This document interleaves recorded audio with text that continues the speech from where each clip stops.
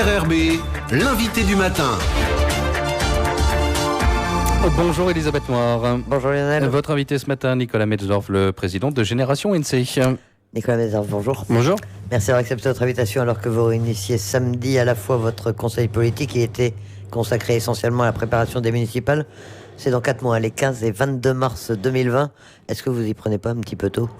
Alors, avant de répondre à cette question, je voudrais avoir une pensée pour la commune de Moindou aujourd'hui, qui a fêté ses 140 ans ce week-end avec une très belle fête.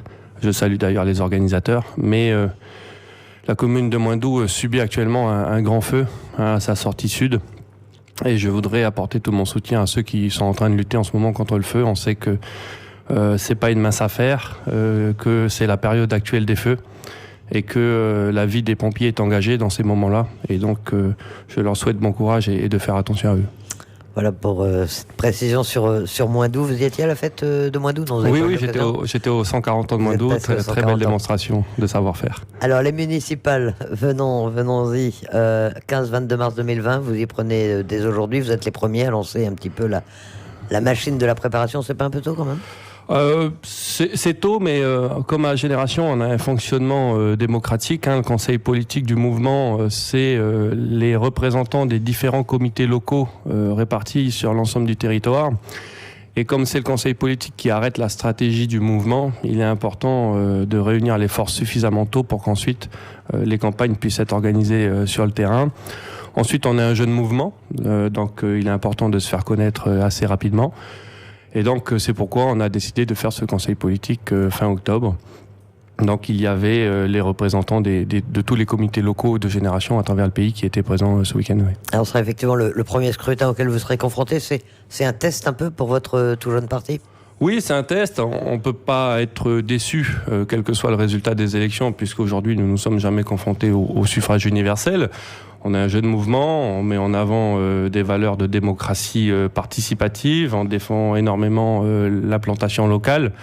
Et donc, oui, l'objectif pour nous sera effectivement d'obtenir un maximum d'élus et de maires sur l'ensemble du territoire. Vous avez des objectifs sur quelques communes précises, on pense bien sûr à la fois ? À la fois, mais pas que. On a arrêté à ce conseil politique des chefs de file sur plusieurs communes, les 3 de l'agglomération, Le Mont-d'Or, Païta, Dimbéa. Vous pouvez déjà nous donner des noms ou c'est trop tôt ? Non, le conseil politique a décidé que chaque candidat communiquera sur sa propre candidature. À ce moment-là, c'est pas à moi de le faire. Et vous nous confirmez que vous serez candidat à la fois ? Un chef de file a été nommé pour la fois, effectivement. À savoir si ça sera moi.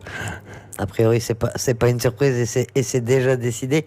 Dans quelle commune est-ce que vous serez présent avec une liste estampillée Génération NC, une liste avec vos adhérents, enfin avec des militants de votre parti ? Alors, ce qui a été décidé, c'est qu'effectivement, on favoriserait des listes Génération, notamment dans les communes à majorité non indépendantiste, surtout dans l'agglomération. Mais on se laisse la possibilité d'effectuer des listes d'entente avec les autres partis non indépendantistes. Et par contre, on est clairement pour des listes d'entente et d'union dans les communes à majorité indépendantiste. Est-ce que vous pensez être présent sur l'ensemble de la Nouvelle-Calédonie ? 33 communes, c'est peut-être beaucoup pour un jeune parti ? Oui, ça serait beaucoup et prétentieux de notre part. Pour l'instant, on est très bien implanté dans les communes à majorité loyaliste, forcément. On est également très présent sur les communes du Nord, côte ouest. Donc pour l'instant, on a 12 comités locaux dans 12 communes, donc on sera présent au moins sur ces 12 communes-là. Quand est-ce que vous rendrez public vos candidats et vos listes ? Écoutez, dans les semaines à venir, les différents candidats qui ont été nommés ce week-end se présenteront, oui.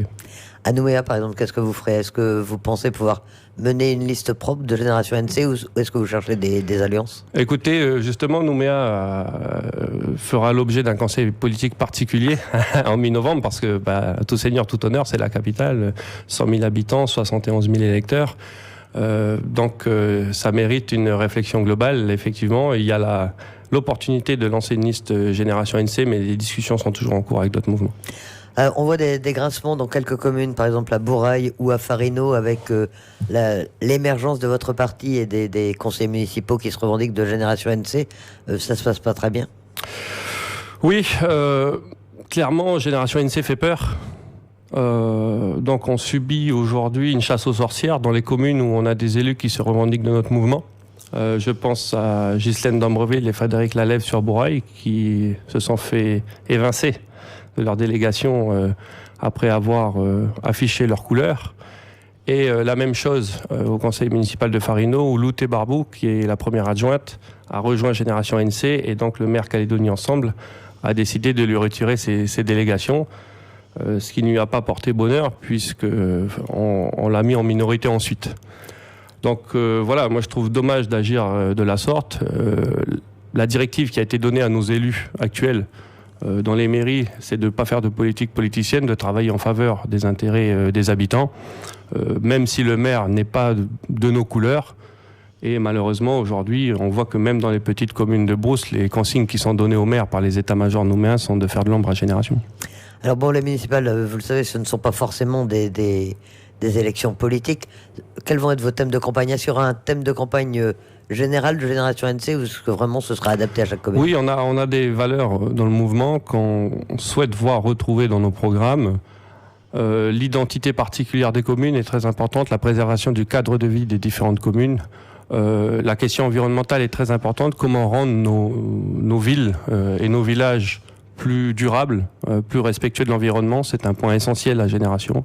Comment aussi dans nos villages créer de l'emploi, puisqu'on sait que on souffre actuellement du manque du développement économique. Et dans les villages, notamment de Brousse, on peut créer de l'emploi si on porte des projets assez innovants. Et donc on est aussi sur cet axe-là. Vous aviez annoncé, votre comité de Nouméa avait annoncé une concertation pour préparer un peu le programme. Vous allez le faire dans d'autres communes?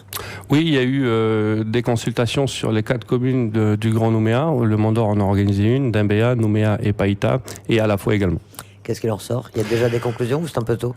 Il y a déjà des conclusions. Ce qui vraiment ressort de ces consultations, c'est que les Calédoniens attendent vachement de proximité de leur part de l'équipe municipale. Alors ils sont habitués à avoir des grands projets, des mesures, etc.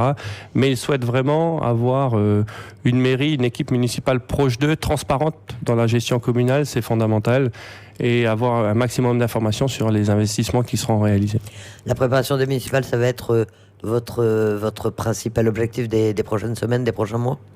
Oui, bien sûr. Après, vous savez, on est quand même élu au Congrès et à la province, donc on continue de traiter les dossiers qui sont relatifs au pays. Mais comme tout parti politique, on est là pour se présenter aux élections, et les prochaines, ce sont les municipales. Donc on a 2 fers au feu, la gestion institutionnelle, même si on est dans une opposition constructive aujourd'hui, et la deuxième, les prochaines échéances électorales. Plus globalement, qu'est-ce que vous avez pensé du récent comité initiateur?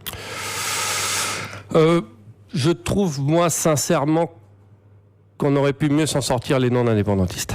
Sur quelle question? La date, Alors, c'est vrai que la date, elle a été avancée, mais on n'a pas réussi à obtenir ce pourquoi on y était, c'est-à-dire avoir l'assurance que les 2 référendums qui arrivent allaient se tenir avant les élections présidentielles, parce que le 3e référendum, il peut se tenir après les élections présidentielles de 2022, donc peut-être en 2023.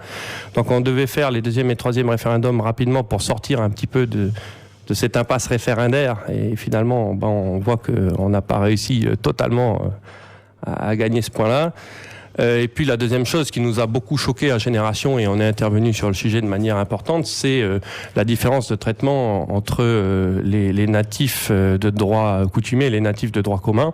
C'est-à-dire que pour le 2e référendum, ceux qui ont eu 18 ans après le premier, il y aura un traitement en fonction de l'ethnie, il faut le dire, finalement.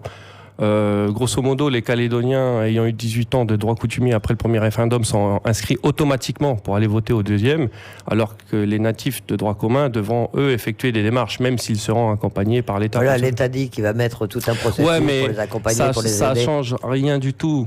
Comment, dans notre pays, après 30 ans d'accord, 20 ans d'accord de Nouméa, on en est encore à différencier les gens selon leurs droits commun ou droit coutumier, selon leur ethnie, entre Kanak et non-Kanak. C'est quand même insupportable.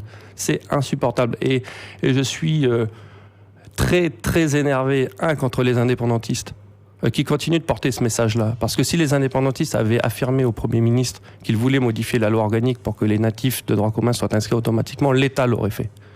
Donc les indépendantistes, ils sont toujours quand même sur un combat d'arrière-garde. Comment on peut défendre une inégalité de traitement entre les Calédoniens? Et après, ils viennent nous dire qu'ils veulent une indépendance pour tous les Calédoniens. Ça, c'est la preuve qu'ils n'en veulent pas d'une indépendance pour tous les Calédoniens. Et deuxième chose, comment l'État, la République française, liberté, égalité, fraternité, peut laisser cela se faire? Je reconnais que les partis non indépendantistes ont dû lutter contre ça. Mais clairement, aux communautés destinataires, on a été mis en minorité par l'État et les indépendantistes. Et c'est fort regrettable. Vous avez le sentiment que le deuxième référendum ne se déroulera donc pas exactement dans les mêmes conditions que le premier? Non. Enfin, c'est clairement pas gênant quand même. C'est plus que gênant. C'est plus que gênant. C'est pour ça que je dis qu'on n'a pas réussi ce comité des signataires. Au premier comité des signataires, tous les natifs, finalement, étaient inscrits. Droit commun et droit coutumier. D'accord? Il y a eu une lecture juridique très restrictive de la loi organique qui a fait en sorte que les natifs de droit commun seraient exclus de l'inscription automatique pour le deuxième référendum. Quand les textes ne vont pas, c'est ça le rôle d'un politique, c'est de modifier les textes. On n'est pas des juristes pour les appliquer bêtement, on fait de la politique, sinon on serait tous dans des cabinets juridiques, pour dire la loi c'est ça. Nous on est là pour modifier les lois quand elles ne vont pas. On aurait dû modifier cette loi-là. Parce que qu'est-ce qui va se passer aujourd'hui? On va avoir des gosses à l'université qui vont discuter entre eux, qui jouent certainement dans le même club de foot, qui vont dire au fait, tu t'es inscrit toi pour le référendum, pour le deuxième, pour aller voter? Il va dire non, j'ai pas besoin. Ah bon, pourquoi t'as pas besoin? Parce que moi je suis kanak. Ah ouais, mais moi je suis blanc, je dois le faire. Et une fois qu'il y a cette discussion, elle s'est passée, on perd tous nos discours de vivre ensemble, de destin commun, etc., qu'on rabâche à longueur de temps à vos micros. Alors vous avez également réagi à la proposition qu'a formulée Pierre Frogier depuis Paris? Oui. Dans cette proposition... il y a du bon et du moins bon. Le moins bon, c'est la forme. Personne, il faut comprendre ça, il n'y a plus de Jacques Lafleur en Nouvelle-Calédonie. Personne n'arrivera à se tirer la couverture à soi sur la sortie de l'accord de Nouméa. Il y a des signataires historiques qui ont un rôle particulier, forcément. Certainement, mais il y a aussi des personnalités qui ont gagné les élections démocratiques en Nouvelle-Calédonie du côté non indépendantiste et qui ont la légitimité aujourd'hui de pouvoir parler. Je pense, il y en a Sonia Bakas, elle a gagné les élections. Et sur le fond de la proposition? Non, mais sur la forme, c'est important parce que on n'y arrivera pas sans une concertation de l'ensemble des loyalistes. Si chacun y va de sa petite proposition, chacun de son côté, forcément, ça fera des déçus parce que les autres diront « j'aurais dû dire ça le premier ». Il y a une petite compétition, là, entre les leaders non indépendantistes pour savoir qui c'est qui va trouver la bonne solution. Il faut peut-être en sortir un jour. Exactement. Vous savez, nous, on est pour la création, on l'a dit plusieurs fois, de l'Union des loyalistes, mais avec une forme quand même juridique dédiée, une sorte de FLNKS des loyalistes, où on pourrait regrouper tous les partis non indépendantistes. On continue d'être Génération NC, on continue d'être le Rassemblement, les Républicains calédoniens, on continue d'être Voir Calédonie Ensemble s'ils sont partants, et on se regroupe et on travaille ensemble sur une proposition qu'on porte ensemble, parce que c'est ça qui fait la force du mouvement non indépendantiste, c'est l'union. Si chacun essaye de faire sa petite sauce de son côté, on n'y arrivera pas. Bon, alors, le côté bon, c'est que Pierre Frogier fait une proposition. Il fait une proposition, ça rentre dans le panier. Alors attention, j'espère qu'il ne parle pas de partition, parce qu'il n'est pas clair sur le sujet. Il a dit clairement que ce n'était pas une partition. Ouais, mais il dit que... Il parle de différenciation provinciale. Différenciation provinciale, mais quand on dit que les provinces pourraient gérer elles-mêmes leurs compétences avec l'État en direct, là on est dans une partition.